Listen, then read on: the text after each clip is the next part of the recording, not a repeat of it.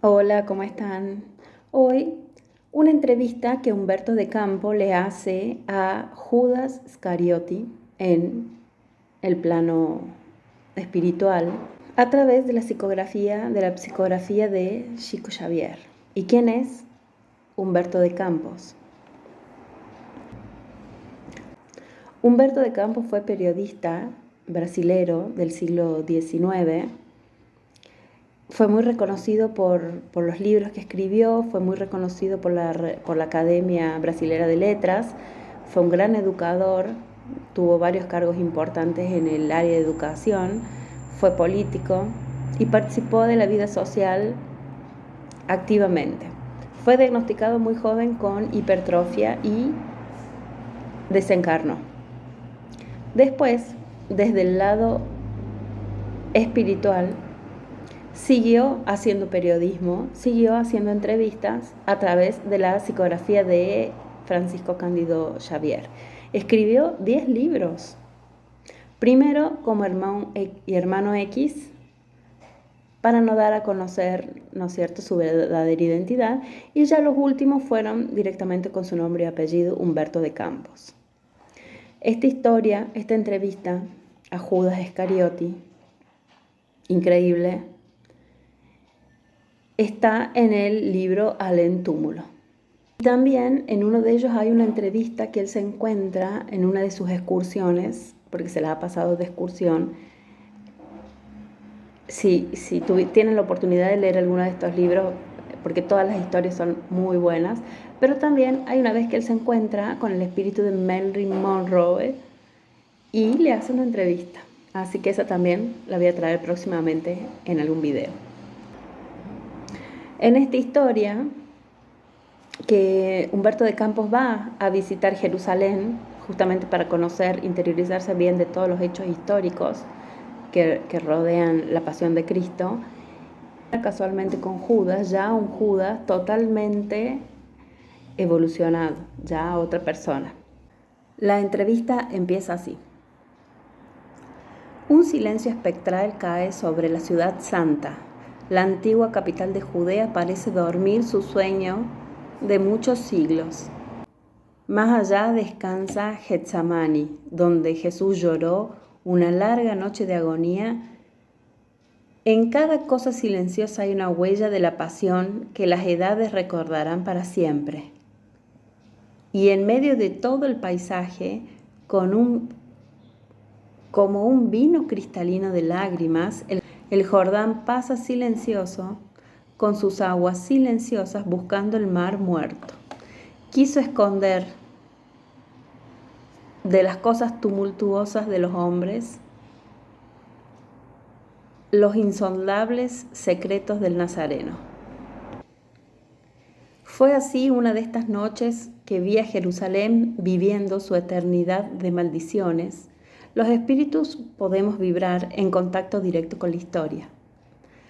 Busco una relación íntima con la ciudad de los profetas. Busco observar el pasado vivo de los santos lugares. Aspecto que por allí pasaron las manos iconoclastas de Tito como ejecutoras de un decreto irrevocable. Por todas las partes aún persiste un soplo de destrucción y desgracia. Legiones de almas van y vienen, envueltos en sus ropas antiguas, que vagan por las ruinas sagradas, en medio de fatalidades que pesan sobre el almacén de muertos de los judíos. No escuchan los hombres los lamentos de la humanidad invisible. En las silenciosas orillas del Jordán, quizás no lejos del lugar santo donde el precursor bautizó a Jesucristo, vi un hombre sentado en una roca. Su expresión fisionómica irradiaba una entrañable simpatía. ¿Sabes quién es?, alguien murmuró en mi oído. Es Judas. ¿Judas?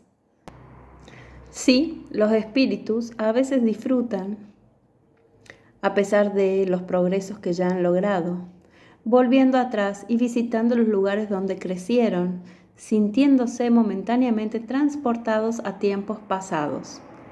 Entonces sumergen su mente en el pasado, volviendo al presente, listos para el necesario heroísmo del futuro. Judas suele venir a la tierra en los días que se conmemora la pasión de nuestro Señor, meditando en sus hechos anteriores. Esa figura de hombre me magnetizó. Todavía no estoy libre de la curiosidad de reportero, pero entre mi maldad de pecador y la perfección de Judas había un abismo. Mi audacia, sin embargo, y la santa humildad en su corazón se unieron para cruzarlo y tratando de escucharlo. En esta parte de la historia, Humberto de Campos duda si va a ir a encarar a Judas o no. Él pide autorización al mentor, el mentor le da la autorización. De todos modos, es un Judas evolucionado. Entonces, él dice, bueno, entre mi maldad y su bondad hay un gran abismo. O sea, él lo ve como un espíritu ya superado. De todos modos, la caminata de la vida espiritual tampoco es simple. No es que solamente es complicada del lado encarnado. Para ellos también hay una serie de dificultades. ¿Eres de hecho el hijo de Iscariote? Sí, soy Judas, respondió el hombre, triste, secándose una lágrima en los pliegues de su larga túnica. A veces contemplo esta Jerusalén arruinada, meditando en el juicio de los hombres transitorios. Entonces le pregunta Humberto, ¿es cierto lo que dice el Nuevo Testamento sobre su personalidad en la tragedia de la condenación de Jesús? En parte, los escribas no escribieron los evangelios. En parte, los escribas que escribieron los evangelios no atendieron a las circunstancias y artimañas políticas que prevalecieron por encima de mis actos en esa nefasta crucifixión. Poncio Pilatos y el tetrarca de Galilea, además de sus intereses individuales del asunto, tenían a cargo salvaguardar los intereses del Estado romano, comprometido en satisfacer las aspiraciones religiosas de los ancianos judíos. Jesús estaba entre esas dos figuras antagónicas, con su pureza inmaculada. Bueno, yo era uno de los enamorados de las ideas del Mestre, pero mi excesivo celo por la doctrina me hizo sacrificar a su fundador. Por encima de los corazones vi la política como única arma con la cual podría triunfar. Y Jesús no obtendría ninguna victoria con sus teorías. Nunca podría conquistar las riendas del poder, ya que en su manto de pobre se sentía poseído por un santo horror de la propiedad. Así que planeé una revuelta silenciosa como se proyecta hoy en día en la tierra, la caída de un jefe de Estado. El maestro pasaría a un segundo plano y yo encontraría colaboradores para una vasta y enérgica obra como la que realizó más tarde Constantino el Grande, después de derrotar a Magencio en las puertas de Roma, que por cierto solo sirvió para distorsionar el cristianismo. Cuando, por tanto, entregó el maestro a Caifás, éste no pensó que las cosas habían llegado a un final tan lamentable e irritado por el remordimiento, supuso que el suicidio era la única manera de redimirse a sus ojos. En este párrafo vemos que Judas realmente comete suicidio y fue por eso que sufrió tanto. No fue por la traición en sí, porque Cristo lo había perdonado, ahí nomás. Fue su conciencia que lo martirizó y el suicidio que cometió. ¿Y fue salvo por el arrepentimiento? No, no conseguí. El remordimiento es una fuerza preliminar para el trabajo reparador. Después de mi trágica muerte me sumergí en siglos de sufrimiento expiatorio por mi falta. Sufrí horrores en las persecuciones infligidas en Roma a los seguidores de la doctrina de Jesús, y mis juicios culminaron en la hoguera inquisitorial, donde, imitando al Maestro, fui traicionado, vendido y usurpado. Víctima de calumnia y traición, dejé los últimos restos de mi crimen en la tierra, en la Europa del siglo XV. Desde aquel día en que me entregué por amor de Cristo a todos los tormentos e infamias que me degradaron con resignación y piedad por mis verdugos. Cerré el ciclo de mis dolorosas encarnaciones en la tierra, sintiéndome en mi frente el beso del perdón de mi propia conciencia.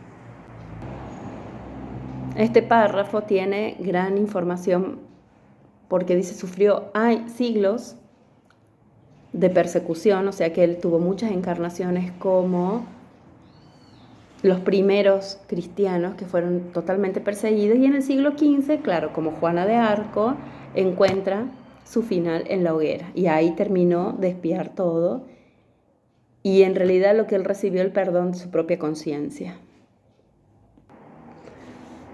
Y hoy estás meditando sobre los días pasados, pensé con tristeza. Sí, estoy recapitulando los hechos tal como sucedieron. Y ahora, hermanos de aquel que encuentra en su luminoso reino de las alturas, que aún no es de este mundo, me siento en estos caminos la señal de su paso divino. Todavía lo veo en la cruz, entregado a su destino. Siento la clamorosa injusticia de los compañeros que lo abandonaron por completo, y me viene el recuerdo afectuoso de las pocas mujeres que lo sostuvieron en el doloroso trance. Todo homenaje rendido a él, soy siempre la figura repugnante del traidor. Pero ojo, justamente todos los que me acusan sin pensar si pueden tirar la primera piedra sobre mi nombre, pesa la maldición milenaria, como sobre estos lugares llenos de miseria y desgracia. Personalmente, sin embargo, estoy satisfecho con la justicia, porque ya he sido absuelto por mi conciencia en el tribunal de las súplicas redentoras. En cuanto al Maestro, prosiguió Judas con lágrimas, infinita es su misericordia, y no solo a mí, porque si yo recibí 30 piezas de plata cuando lo vendí a sus verdugos, durante muchos siglos ha sido vendido criminalmente por todo el mundo, al por mayor y al por menor, a todos los precios en todos los patrones de oro cuñados. Es verdad, concluí, y los nuevos negociadores de Cristo no se ahorcaron después de venderlo. Judas se alejó hacia el santo sepulcro y yo, confundido entre las sombras invisibles al mundo, vi que en el cielo brillaban unas estrellas sobre las nubes grisáceas y tristes, mientras el Jordán rodaba en su quietud como una lágrima de agua buscando el mar muerto. Y esa es la última reflexión que nos deja Judas, decir, bueno, sí, yo lo vendí, pero porque creía en otra causa. Él iba a hacer una revolución que después lo dejase al Maestro bien parado, y le salió mal. Pero dice, por siglos lo han vendido con muchos menos escrúpulos líderes religiosos en todas las monedas acuñadas, habidas y por haber. Para reflexionar.